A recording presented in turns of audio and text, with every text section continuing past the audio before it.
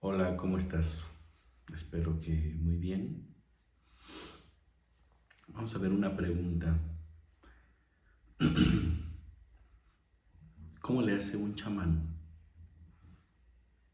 dedicado a la curación en general, ya sea física, emocional o espiritual, ya sea humana o de otros seres, para poder curar?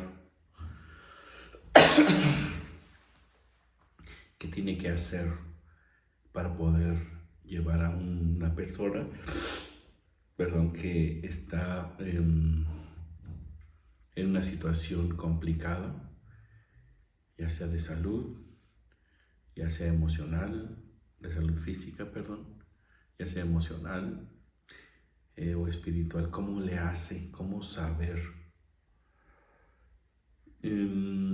Algo que es muy cierto es que contamos con las experiencias de esta vida, pero contamos también con un gran acúmulo de experiencias pasadas. Y no solo me refiero a la creencia de vivir otras vidas, sino a la información que viene en nuestras células de nuestros antepasados.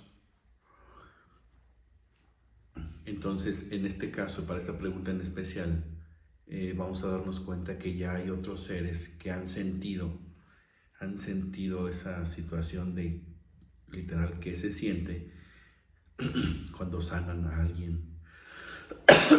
Por eso puede pasar que si tienes antecedentes, ancestros de ese tipo, de esa línea, de repente, inclusive de forma espontánea, puede pasar que empieces a hacer cosas eh, maravillosas al respecto y no te expliques. Pero cuando recibes un entrenamiento ya de vida, de esos ancestros, más los que se van acumulando, entonces llegas al punto de saber qué se siente. Por ejemplo, Pachita sabía que se sentía el hacer los portentos de abrir, de cerrar, de cambiar órganos, de cambiar la realidad de la persona. Entonces, llega a pasar que cuando podemos hacerlo, alteramos la realidad de los demás. Para nosotros esa realidad es común. Vamos, eso es lo más común. Cuando a veces lo platicamos, la gente piensa que en forma de broma, si yo comento como si dicen, me la fumé muy verde, y como que estamos fantaseando. Pero cuando tienes toda esa información, te resulta pues algo simple, algo sencillo, algo posible de hacer que los alcances de la ciencia sistemática han llegado, no porque lo demás no sea ciencia. O sea, hacer chamanismo es hacer ciencia, pero la forma de hacerlo es un poco diferente, ¿sí? Y por lo tanto, para la supuesta ciencia actual, hay ciertas cosas que no son posibles, aun cuando veamos que pasan ciertas cosas. Por ejemplo, algo que se ve mucho en las investigaciones es el efecto placebo. Decir, bueno, si se sugestiona a alguien, va a tener un efecto. Y a veces solo se usa como para contraponer resultados, pero no se analiza a fondo el efecto placebo.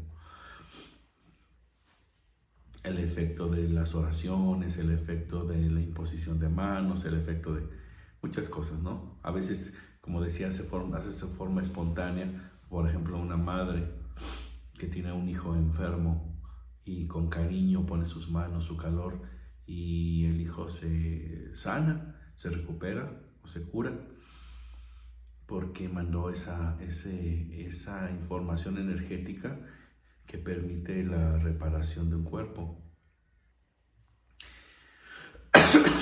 Entonces para eso ya tenemos la experiencia de decir, bueno, ¿qué se siente cuando existe tal o cual condición física en la cual los pronósticos pues no son muy buenos y de repente vemos que todo cambia y que un ser que estaba en esa disposición cambia a otra completamente diferente?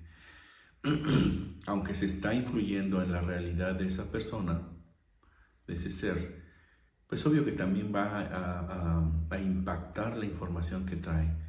Hay veces que el chamán quiere ayudar, pero la otra persona en su acúmulo de información puede ser que no lo crea, puede ser que se sienta que no lo merece, puede ser que pasen muchas cosas de acuerdo a sus sentimientos y por lo tanto crea una realidad adversa. Y no se trata solo de que el chamán diga, se hace así, truena los dedos y sucede. Una de las cosas importantes en el chamanismo es que el chamán respeta la decisión. Si un paciente decide, aun cuando se le puede ayudar enormemente, decide no acceder a la ayuda, se le respeta. Está en su punto de crecimiento y se le respeta, no se impone nada.